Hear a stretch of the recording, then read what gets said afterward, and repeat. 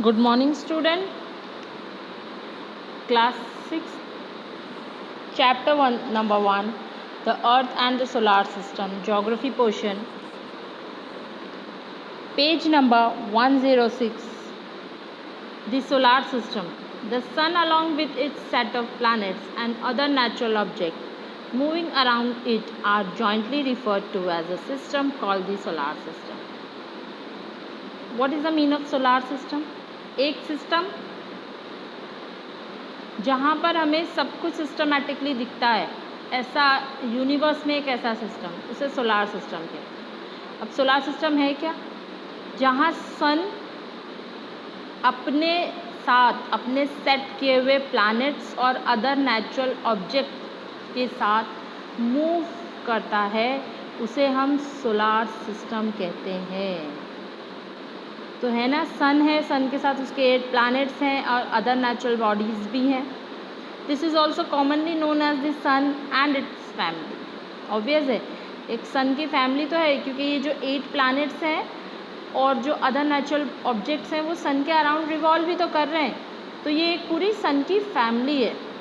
There are 8 planets in this solar system.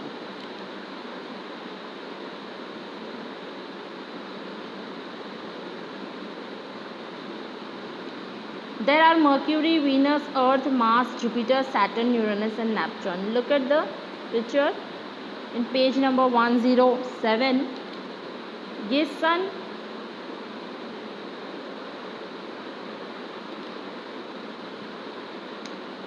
सबसे पहला छोटा सा मर्क्यूरी, फिर वीनस, अर्थ, मार्स, जुपिटर,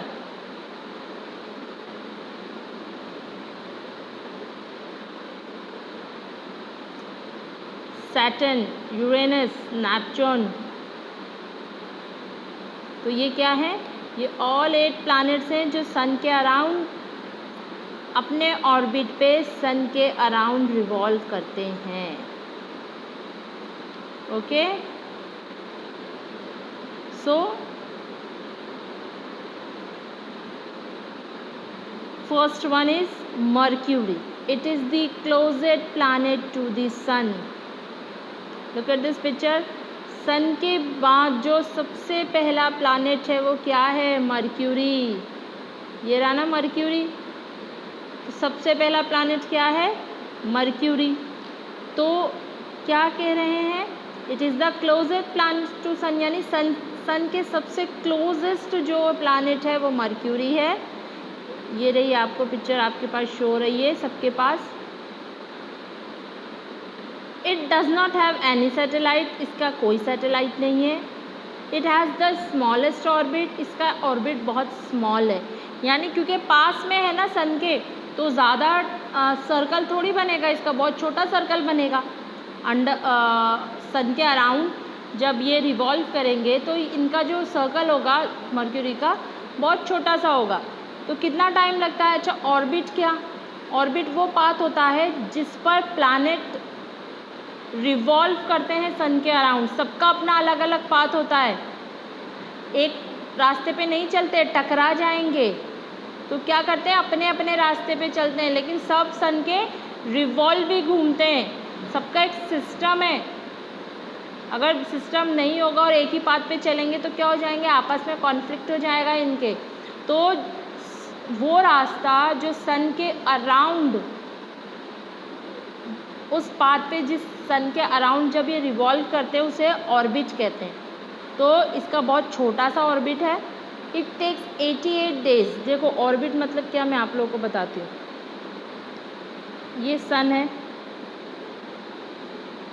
ठीक है। अब ये जो दिख रहा है ना आपको बड़ा सारा सर्कल, ये है ऑर्बिट। अब ये सब मान लो आप मर्क्यूरी है, तो मर्क्यूरी इसी वे पे, इसी ऑर्बिट पे गोल गोल घूम के वापस अपनी जगह, फिर पूरे टाइम बाद फिर ऐसे घूमते घूमते घूमते घूमते घूमते वापस अपनी जगह पर। तो एक पूरा राउंड कंप्लीट करने के लिए उसे 88 डेज लगते हैं। तो ये जो ग्रीन वाला आप लोग देख रहे हो ना, इस पर ही मर्क्यूरी जो है अपना रेवोल्यूशन कंप्लीट करता है। तो इस ग्रीन वाले सर्कल को हम ऑर्बिट कहते हैं। तो इसका ऑर्बिट बहुत छोटा है और it rotates on it axis in 59 days. Rotation और रेवोल्यूशन सबको पता है। रोटेशन मीन्स सन के अराउंड रिवॉल्व करना, कॉल्ड रेवोल्यूशन, और अपने ही एक्सिस पे गोल गोल गोल गोल घूमना, अपने ही एक्सिस पे इस तरह से घूमना, ये क्या कहलाता है? ये रोटेशन है। तो सन के अराउंड मर्क्यूरी को 88 डेज लगते हैं और रेवोल्यूशन करने और रोटेट करने के लिए इसे 59 डेज चाहिए होते हैं। ओके, आगे चलते हैं। आगे है Venus. Next one, second one is Venus. Venus is the second planet from the sun. It is also known as the twin of the earth. As its size is nearly identical to the Earth. Venus second planet है जो सन के करीब है। इसे अर्थ का twin भी कहते हैं। क्यों? Is a look like earth, earth की तरह दिखती है। क्या, क्यों ऐसा कहा जाता है? क्योंकि इसका जो साइज़ है वो करीब करीब अर्थ के बराबर ही है। आप लोग अगर पिक में देखोगे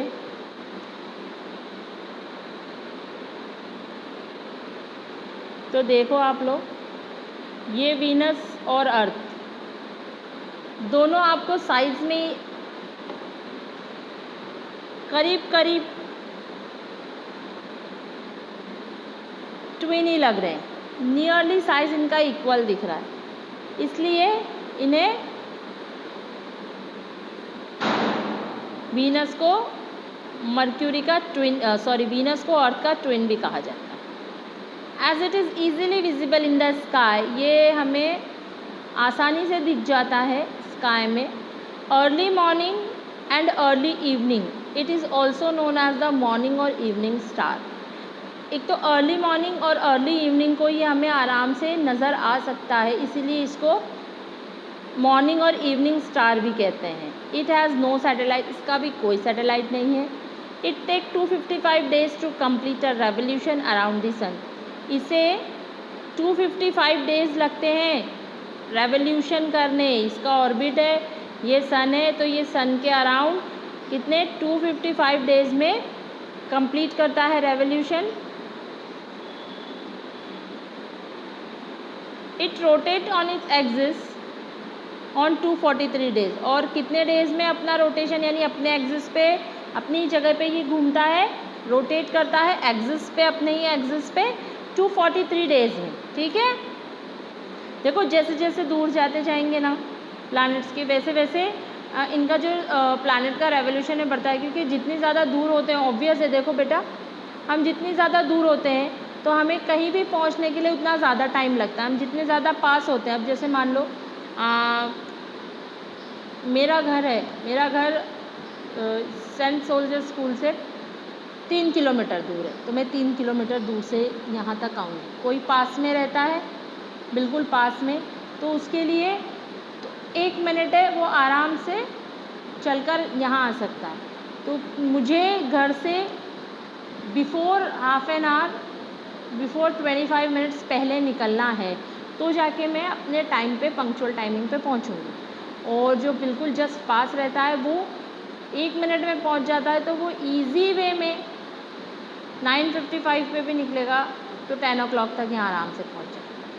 तो जो जितना ज़्यादा दूर रहता है उसको उतना ज़्यादा टाइम लगता है, जो जितना ज़्यादा पास रहता है वो उसको उतना कम टाइम लगता है। That's it. तो आज हम बस 3 चीज़ें पढ़ी हमने, solar system, Mercury, Venus, Earth, Mars, Jupiter, Saturn, Uranus, Neptune हम नेक्स्ट लेक्चर में देखेंगे। Okay, thank you student.